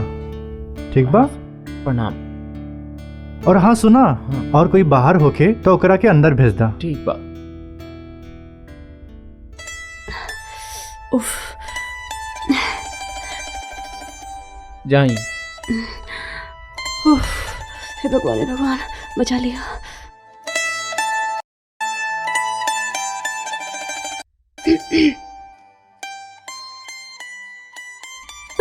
हाँ तू? हाँ हम। का बात बा? बड़ी बेचैनी होता। हवा बैठा, चेक करके दवाई दे देते हैं। ये बेचैनी दवाई से ना जाई। तब कैसे जाई? ये वो बेचैनी ना है डॉक्टर साहब। तब कैसन बेचैनी हो? कुछ कहबू तबे नु जानब। वे कहता आयल बानी। तो कहा? कल अनजाने में जोन गलती हमरा से हो गइल बा, ओ गलती का माफी मांगी आयल बानी। अच्छा, ताई माफी मांगे के बेचैनी हो। माफ तो हम कर दे, बाकी ऐसे ना। ओ कैसे? अभी बताओ बानी।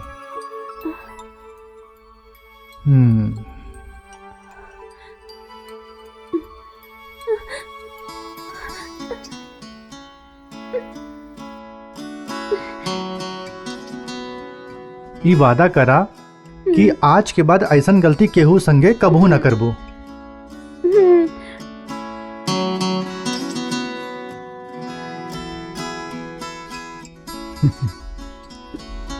अब जा, माफ करनी। ठीक बा। भगवान। पागल। का हो?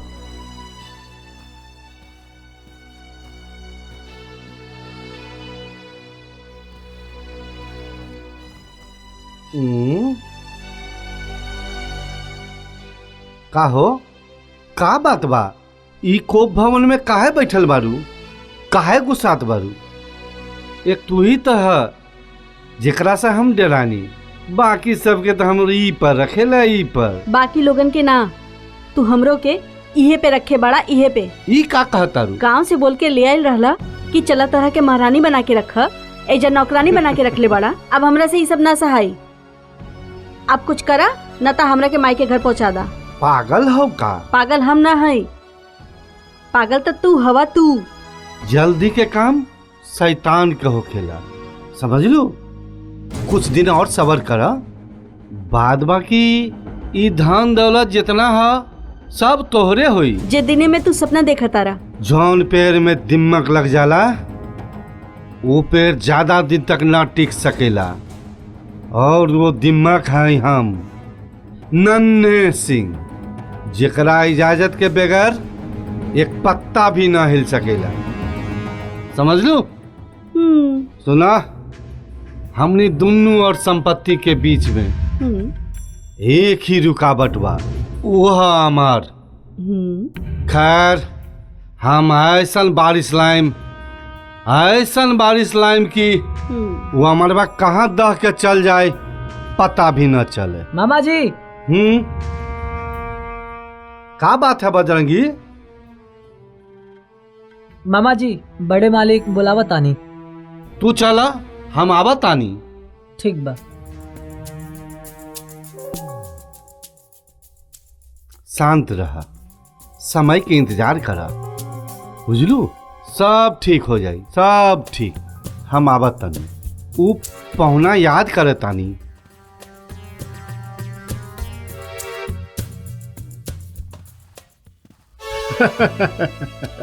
ए जानकी, अरे तू तो बड़ा भाग्यशाली बाड़ू हो कि भगवान तोहरा के अमर जैसन औलाद दिले बड़े।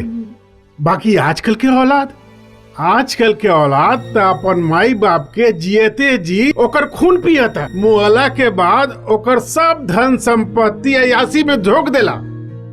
कम से कम अपन अमर तो ऐसा नहीं है ना। का करी जी, हम मतारी हई। सोचा तानी अमर डॉक्टरी पास करके आई हन तो हम ओकरा के कहूँ न जाए देम। यहे कहम जे करे कहा गांव में रह के करा, बाकी हमार सपना सपने रह गए। तू चिंता मत कर, तोहर सब सपना पूरा हो जाए। पहुना ठीक है कहत बारा दीदी। ए नन्हे जी पहुना, सुननी है कि आजकल मजदूर भट्ठा पर काम करे से मना कर देले बा। रवा ठीक है सुननी है, उ ललुआ के सब कमाल है। ठीक बा, हम आवत हनी। चला चल नन्हे, आवा।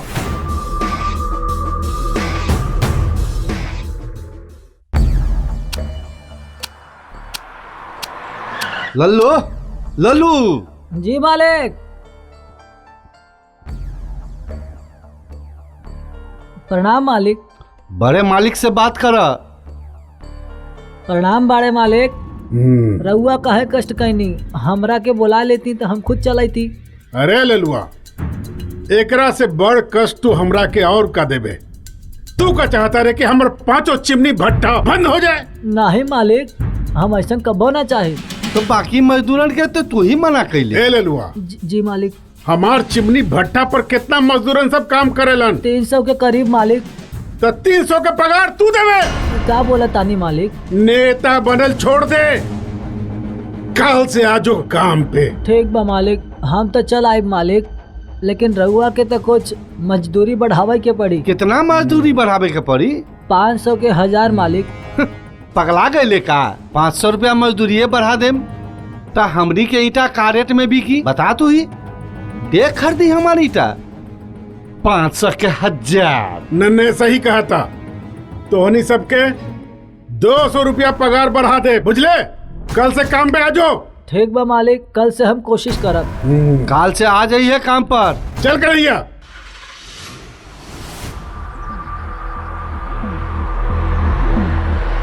जी पहुंचा। कब भाई? कैसे भैली?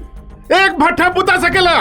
बाकी पांचों के पांचों भट्टा कैसे बुता गई? ना हम तो एक नंबर कोयला मंगैले रहनी, बाकी और सब बार जे कोयला बोझात रही वह कोयला तो लेंदी। बाद बाकी कैसे भइल हमरा के पता नहीं खे। कारे सुगवा वही तो कोई खेला वेला तो न कर देले। ईमानदारी के 10 पैसा से पेट ना भरी तो का बेईमानी के 10 रुपया से पेट भरी मालिक। चुप, सुगवा ठीक कहा था।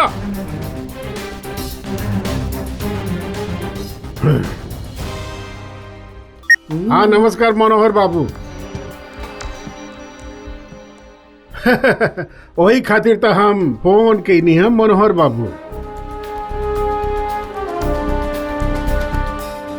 बाकी हमरा तो कोयला ना मिलल, कोयला के बदले हमरा तो पत्थर मिलल।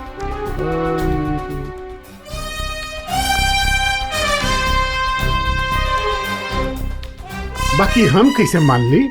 हमरा तो ये पांचों के पांचों भट्ठा बुता गई।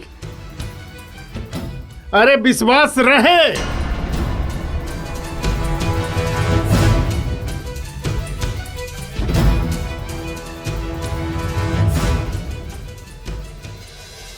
अब तो इस समय बताई मनोहर बाबू, हमरा के जे घटा होके के रहल वो तो घटा हो गई।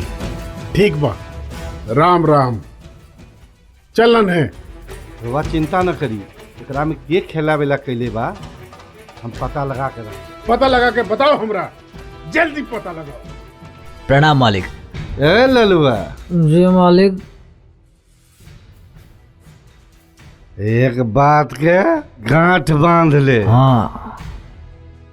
देख लल्लू, हमनी दोनों के बीच से ये मजदूरी बढ़ावे के बाद केहू के बीच न हो के चाहिए। बाकी कुछ न कुछ तो मजदूरी बढ़ावे के पड़ी मालिक। अरे बुर्बक, ये बात हम कब बोली जो मजदूरी न बढ़ाए?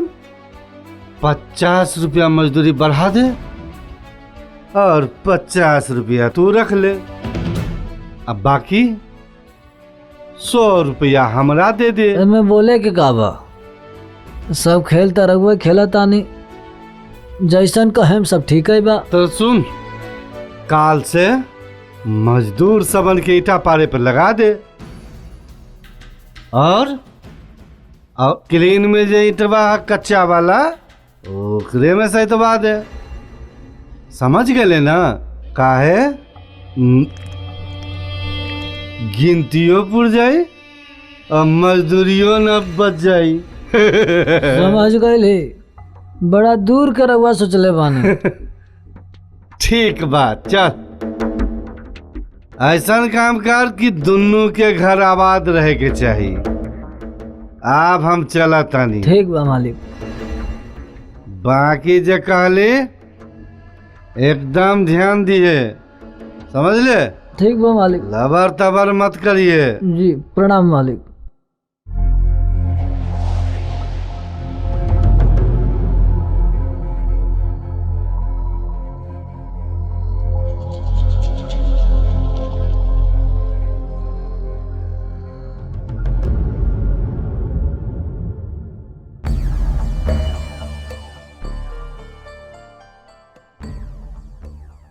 ए जी का बात बा? अरे ना कुछो ना। रवा जब से भाटा पर से लौटनी हाँ तब से उदास चुपचाप का सोचतानी। देखा जानकी, केहू हमार दुश्मन हो गई हा, जे हमरा के बर्बाद करे के चाहता। के हाउ उज्जे केहू होई ओकर पाप की घड़ा जरूर फूटी और वो सामने आ जाए। हाँ रवा चिंता ना करी। हाँ जानकी। दीदी अमर बबुआ का फोन आल बा। लवदा। हेलो। हेलो। गोड़ लगा तनी माई। खुश रहा बबुआ। का हाल बा? ठीक से बाड़ा ना?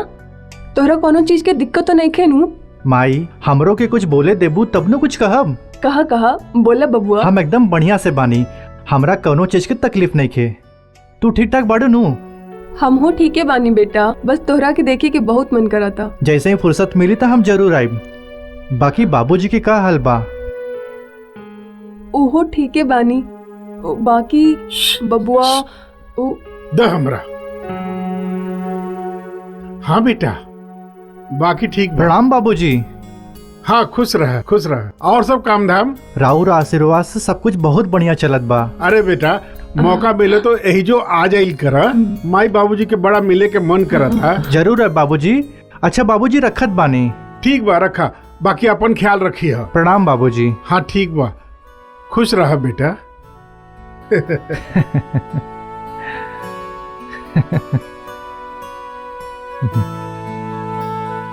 हाँ। एक बात समझा देता नहीं, फोन पर कभी अमर के कोनो ऐसा बात मत बोली है जेकरा से अमर के तकलीफ होके। लो पकड़।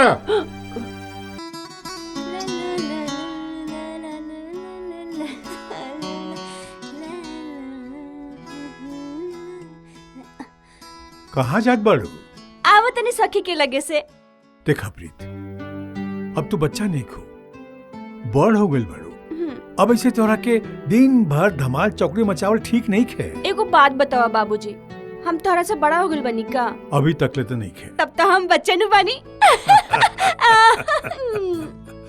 बोले ना बाबूजी। अरे अरे क्या कर बोली ना बड़ी, रहुआ। छोड़ ना पिराता। ना ना पहले बोली ना। ओ पिराता। अच्छा हाँ। हाँ, बच्चा लोग का करेला? खेलेला कूदेला। हम चाहते नहीं। बाल बच्चा कितनो बड़ा हो जाए, मतारी बाप के सामने बच्चे रहेला।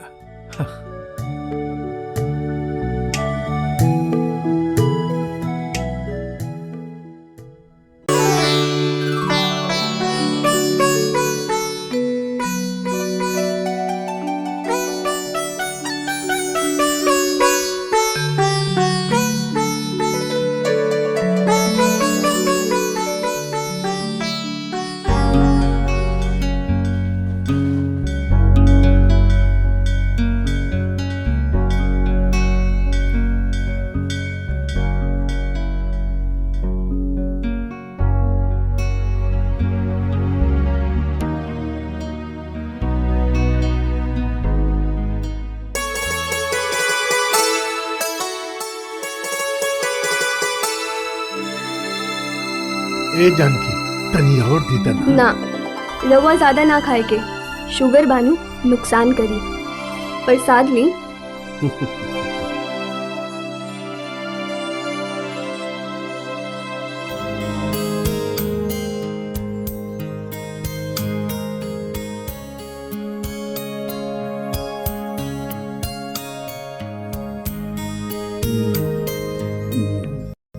नन्हे जी पहुना, तनी पता करा कि आपन अमर कहाँ तक पहुँचल बा। एमे पता करे के का बात बा? ड्राइवर के भेज देनी है। अच्छा अच्छा, हमार अमर आवत हुई है। ठीक बा।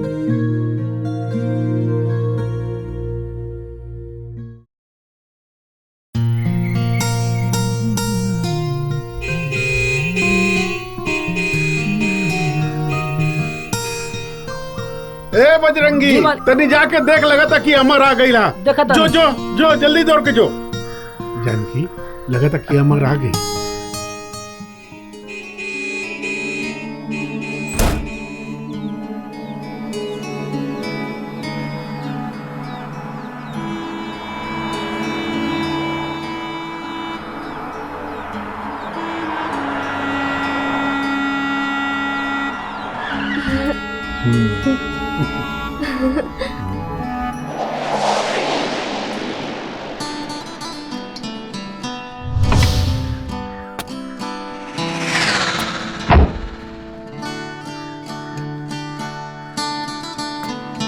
प्रणाम माई।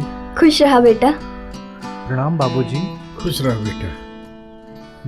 आबे में कोनो तकलीफ तो ना भाई? ना बाबूजी। सब ठीक बानू? सब ठीक बा। हमार भगना आ गईला। अरे प्रणाम मामा। भगना ई का करत रह? भगना से पैर छुआए। हमरा नरकों में जगह मिली का? अरे का मामा, कितना बार समझवाने की नरक स्वर्ग सब एजे बा। जैसन कर्म करबा सब एजे भोगे के पड़ी। तू तो डॉक्टर बन के आ गई बबुआ, बाकी है ये अनपढ़ गवार। ये सब छोड़ा, चल अंदर चला। ये दोनों के दिन भर इहे काम बा। जब तक दोनों ना लड़ ले इनकर पेट के पानी ना पचेला। बेटा अमर जी, तू आराम करा, रात में फिर तोहरा से बात हो। ठीक बा बाबूजी। ठीक बा।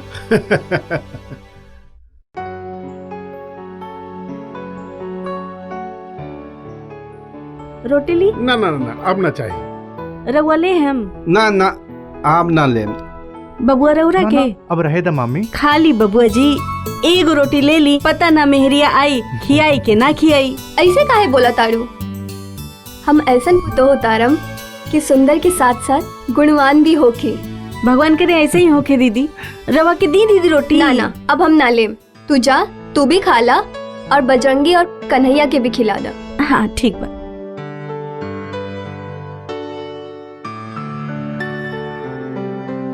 बेटा।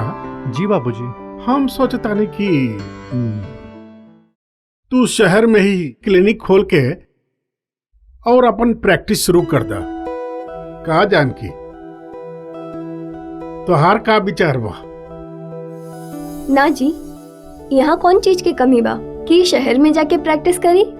एक के गो तो बा, पढ़ लिख गए कईल। अब हम चाहतानी कि यही जा रहे और राउर काम में हाथ बटावे। ऐजा गांव में का रखल बा दीदिया? पहुना के काम में हाथ बटावे खातिर हम बानी नू। हम कह देनी नू, क्यों कहीं ना जाए तो ना जाए। सुना बेटा अमर। जी बाबूजी। तोहार का विचार बा? बाबूजी भगवान के दया से हमनी भेरी कौनो चीज की कमी नहीं खे। ऐसे का कमाई धमाई के चक्कर में पड़े के बा। खाली हाथ आदमी आयल बा, खाली हाथ चल जाए के बा। ठीक कहा था बबुआ। एकर मतलब दीदिया पहुना जेकर पढ़ाई लिखाई में खर्चा कैलन सब मेहनत पानी में चल गेल का? ना हम ठीक कहत बानी, और ना ही तब बाबूजी के खर्चा कैल पानी में जाए। फिर तू कहल का चाहता रहा? बाबूजी शहर में भी बढ़िया डॉक्टर बाड़न, अपन गांव जवार में भी सरकारी अस्पताल बा, बढ़िया डॉक्टर बाड़न। काहे ना हम ऐसा जगह प्रैक्टिस करी जहाँ लोग के डॉक्टर और इलाज के सख्त जरूरत होखे, जहाँ दूर दूर तक ना कोनो हॉस्पिटल होखे और ना कोनो डॉक्टर होखे। तू ठीक कहत बारा भगना, उसने जगह पैसों खूब कमाई होई। हम कमाई खातिर डॉक्टरी नहीं पढ़ले मामा। बेटा मुफ्त में तो जहरो न मिली, तू तो वहाँ इलाज करबो। वही जहर के तक काट बने के बा मामा। वाह वाह बेटा वाह, आज तुहार सोच पे हमरा फक्र होता। आज हमरा लग गई कि तू हमार बेटा का? इससे पहले दूसरा के रहेगा? जानकी कब कहाँ केकरा सामने का बोले के चाहिए? अरे तोहरा कुछ तो सोचे के चाहिए। चल दीदिया, यहाँ अपने लोग के रहे के जगह नहीं खे। आ जा जा। ठीक बा, जा तनी। बाकी गांव छोड़ के कहीं ना जाए। जा तू जा जा। चल नन्हे। चल दीदिया। बेटा तू पता कैले बड़ा कि ऐसा जगह कहाँ बा? हाँ, कुछ गांव कैमूर पहाड़ी के पेट में बसल बा, जहाँ दूर दूर तक ना कोनो हॉस्पिटल बा और ना कोनो डॉक्टर। ओइजा एगो गांव चंदनपुर है, ओ गांव के मुखिया से भी बात कर चुकल बानी। सोचत बानी कि ओही गांव में रह के प्रैक्टिस करे के। वाह, ऐसा कर जब तोहरा ओइजा जाए के होखे तो घर में गाड़ी बढ़ले बा, तू कन्हैया के अपना साथ लेके चल जाइए।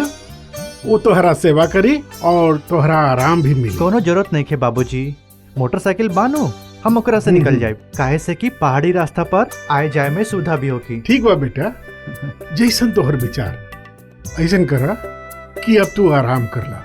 ठीक बा बाबूजी।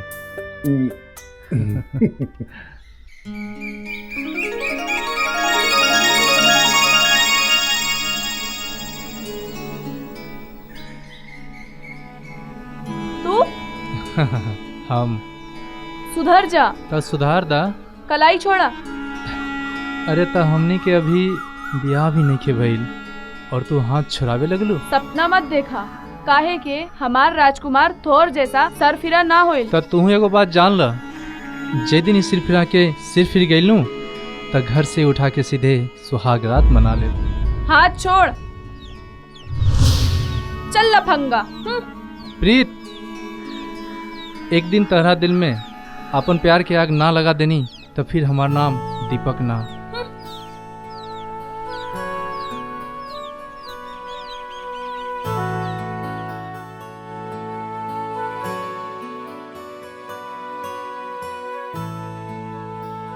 लौटे के कब बा? माई, कहवा जाए के बा, कब जाए के बा, ये तो सबके पता होला। बाकी कब लौटे के बा ही केहू के पता ना होला। इ तो हमरो मालूम बा, लेकिन कुछ अंदाजा तो हुई। 2-4 महीना तो लगिए जाए। ठीक बा। बाकी एगो बात हमार मान ले बेटा। का? आज अमर आवाज बाड़न, कम से कम अमर से मिल के जैता। देख माई, तू तो जानत बारू कि आपन नाकामी दोसर के गुलामी हमरा पसंद नहीं खे। रहल अमर से मिले के बाद तो जब लौट के आयब नु तब मिल ले। चला ताने।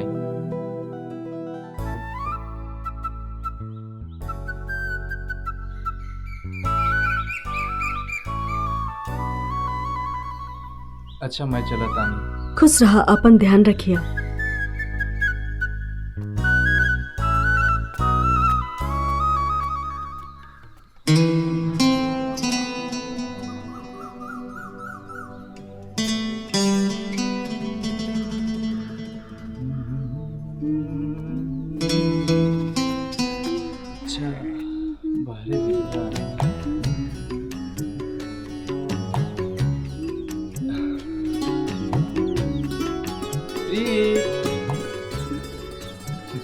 क्या बात बा, गाँव छोड़ के भागत पड़का।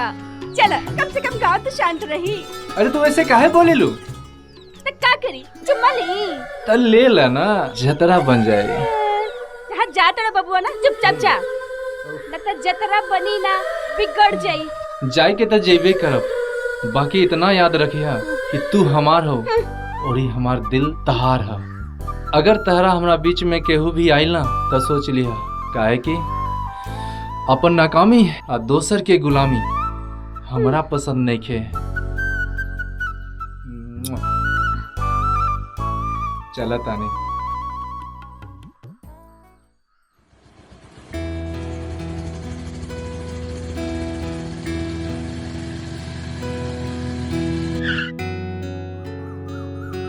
अब कहने जाए के बा, केहू दिखाई भी नहीं खींच देत। एकरा से पूछी। और ये देखा ना। ओ मैडम, अरे अरे, धक्का मर बक्का। ऐसन बात ना हो। तका चोर छिना रो बक्का, जन हमार पीछा करत रहा। देखा, हमें दोनों में कौनो ना है। त के हवा? हम तो एगो बटोही है।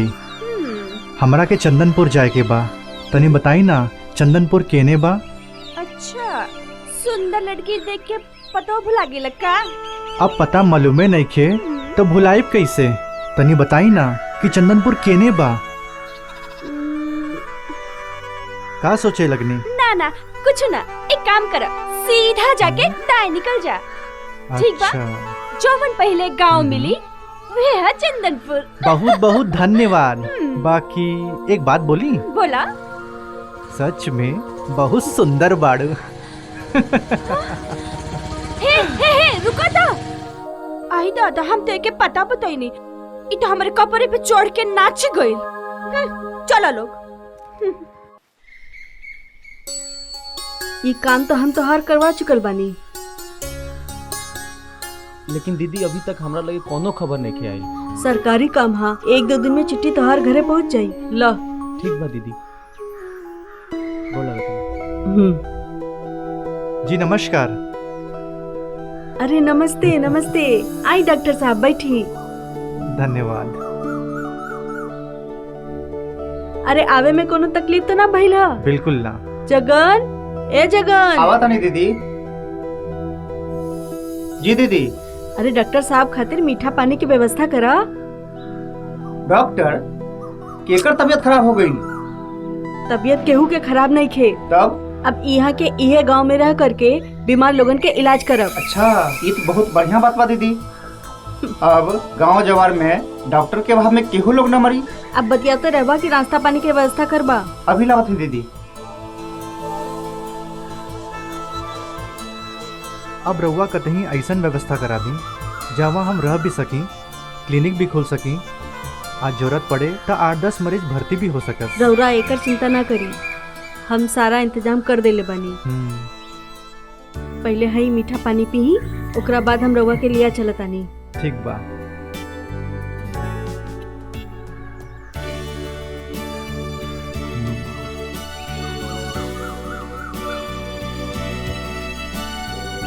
चली चली। चारों तरफ हरियाली बा, गांव तो काफी सुंदर बा। हाँ, पर एक चीज के गांव में कमी रहे, वो रउआ के आवे से पूरा हो गई। डॉक्टर साहब, हमार नाम अमर है। जाना तानी। रउआ नाम से बुलाए तो अच्छा लगे। ठीक बा अमर बाबू। सिर्फ अमर। पर एक शर्त पर। का? सारे गांव के लोग हमके दीदी कहेला, रउआ हमके बुआ कहब तब। ठीक बा।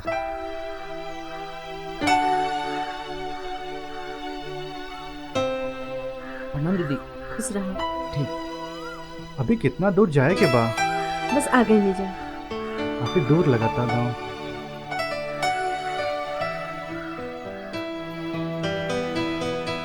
जगन, दरवाजा खोला। बुआ, ए गांव के सब लोग रउआ के दीदी काहे कहेला? अरे समय आवेदा सब जान जाइबा। ला, ई रहल तोहर हॉस्पिटल। चला।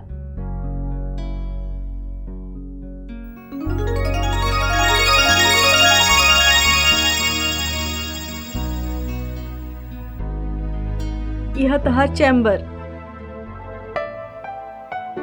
अरे वाह, ऐजा तो पहले से ही कुल व्यवस्था कइल बा। का बात बा। आवा, चला तरह के रहे के कमरा दिखा। चला।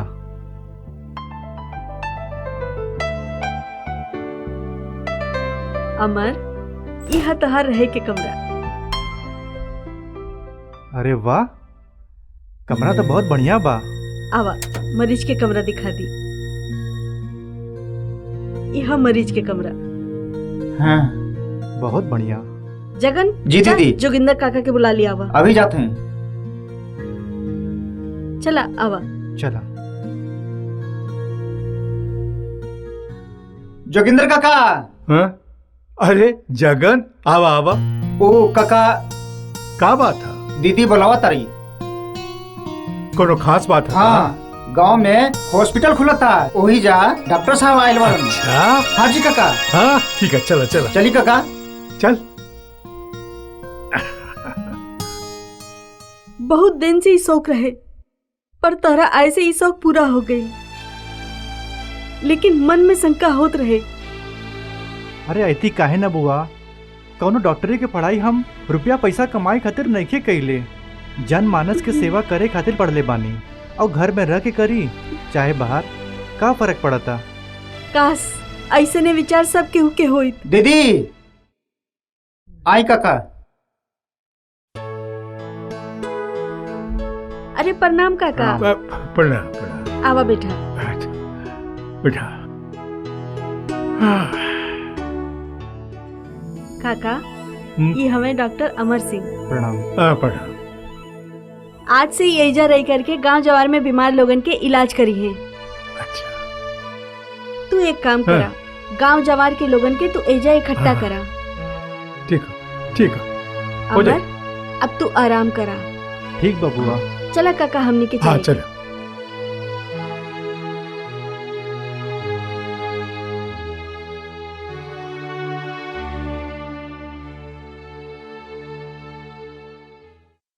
बहुत खुशी के बात बा, हमने की जो समस्या रहे आज वो समस्या खत्म हो गई। ई हवन डॉक्टर अमर बाबू, ई अब यही गांव में रह करके गांव जवान में बीमार लोगन के इलाज मुफ्त में करेंगे। डॉक्टर बाबू जिंदाबाद, डॉक्टर बाबू जिंदाबाद, डॉक्टर बाबू शांत रही, सबे शांत रही, शांत रही। हम कोनो नेता ना हई कि रउआ सबे जिंदाबाद का नारा लगाई आ हमरा खुशी होई। अरे हम तो रउआ सबे के सेवक हई, सेवक। हमरा ओ दिन सबसे ज्यादा खुशी हुई जहिया गांव जवार में रुपया और डॉक्टर के अभाव में कि वो अपन जिंदगी ना हारी। बस एक बात कहब, दिन होखे चाहे रात, मन में बिना संकोच के रउआ सबे हमरा भिरी आ सकीला। हमार हॉस्पिटल रउआ सबे खातिर 24 घंटा खुलल रही। डॉक्टर बाबू जिंदाबाद! डॉक्टर बाबू जिंदाबाद! डॉक्टर बाबू जिंदाबाद! अमर बाबू जिंदाबाद! अमर बाबू जिंदाबाद!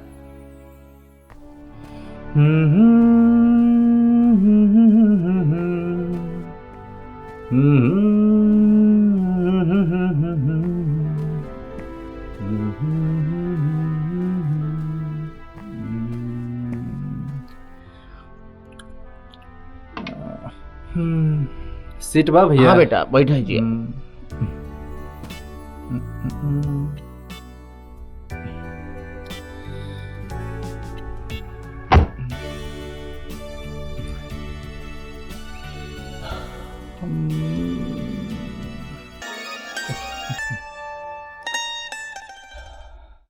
का भइल? बुखार लगल बा। कब से? परसों से।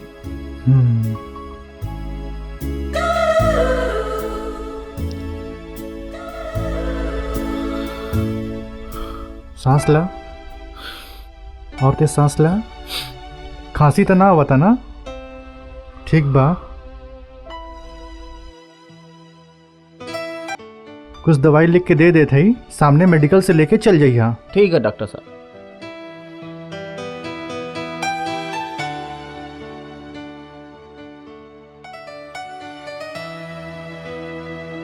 ला है, अब जा।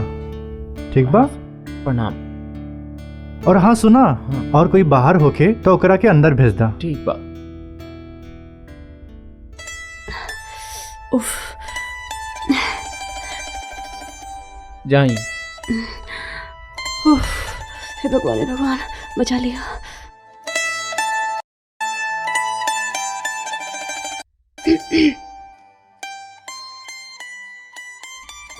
हाँ तू? हाँ हम। का बात बा? बड़ी बेचैनी होता। आवा बैठा, चेक करके दवाई दे देते हैं।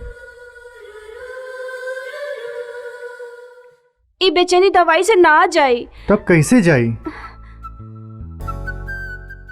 ये वो बेचैनी ना है डॉक्टर साहब। तब कैसन बेचैनी हो?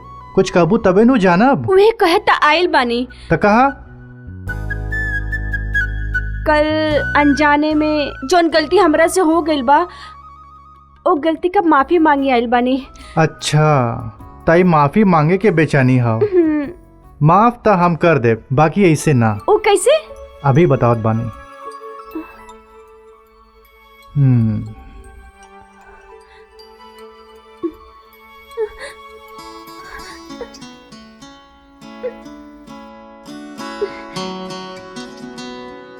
ई वादा करा कि आज के बाद ऐसन गलती केहू संगे कबहू न करबू।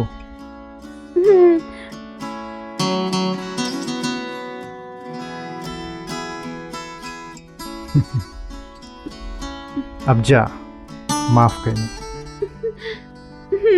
ठीक बा। भगवान। पागल।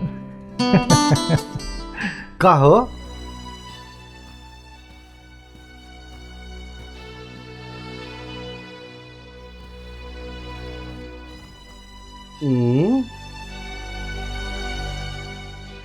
का हो? का बात बा? ई कोप भवन में काहे बैठल बारू?